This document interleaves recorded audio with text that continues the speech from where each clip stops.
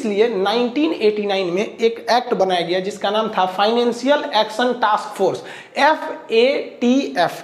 ये FATF क्या है कि ये पूरी दुनिया पे नज़र रखता है और देखता है कि किस देश से ज़्यादा फंडिंग हो रही है। जैसे इंडिया में फंडिंग होगी इधर से, तो ये नज़र रखेगा, सोचा बहुत पैसा उधर जा रहा है, और जो देश पकड़ा गया कि नहीं ये ऐसा कर रहा है तो ये उसे वार्निंग देते हैं कि भाई देख, तुम्हारे देश से ज़्यादा पैसा वो उस देश में मनी लॉन्ड्रिंग के लिए जा रहा है, वो देश की GDP डूब रही है और वहाँ आतंकवाद बढ़ रहा है, तो तुम उसको कंट्रोल करो।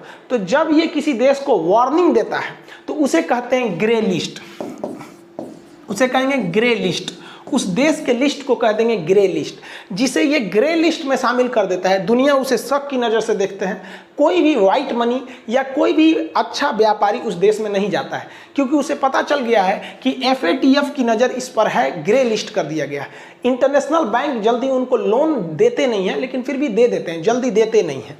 इसमें कई देश आता है, घाना, इथियोपिया, यमन, अब पाकिस्तान भी आता है, क्योंकि पाकिस्तान जो है टेरर फंडिंग करता है। पाकिस्तान के बैंकों से वहाँ के आतंकवादियों को फंडिंग कर दी जाती है मनी लॉन्ड्रिंग के थ्रू। पाकिस्तान से पैसा सऊदी में जाता है, सऊदी में कोई कैश निकाल देता है और दूसरा आदमी उसे यमन भेज देता है, यमन से UAE आता है, फिर पाकिस्तान के वो किसी आतंकवादी के अकाउंट में चला आता है। तो इस सब पे नज़र तो रख लिया था FATF, और भारत ने सबूत दे दिया। अब FATF ने उन्हें ग्रे लिस्ट में डाल दिया। ग्रे लिस्ट में डालने से क्या होता है, उनमें कोई विदेशी इन्वेस्ट जल्दी नहीं होता है, उनकी GDP डूबने लगती है। लेकिन अगर ये लोग ग्रे लिस्ट के बाद भी नहीं सुधरते हैं तो इन्हें ब्लैक लिस्ट में डाल दिया जाता है।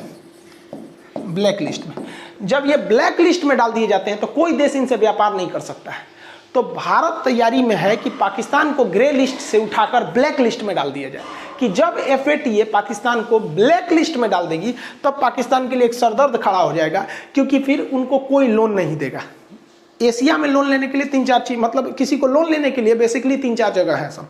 आपको कम समय के लिए लोन चाहिए तो IMF के पास चले जाइए, लंबे समय के लिए 10-20 साल के लिए लोन चाहिए तो वर्ल्ड बैंक के पास चले जाइए, एशिया में चाहिए तो एशियन डेवलपमेंट बैंक ADB के पास चले जाइए।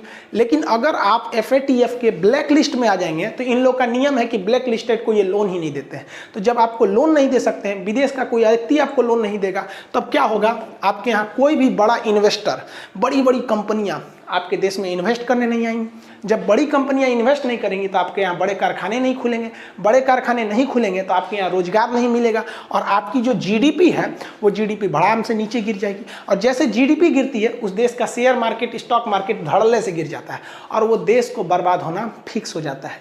तो जैसे पाकिस्तान ब्लैक लिस्ट में आएगा, पाकिस्तान का कांड हो जाएगा।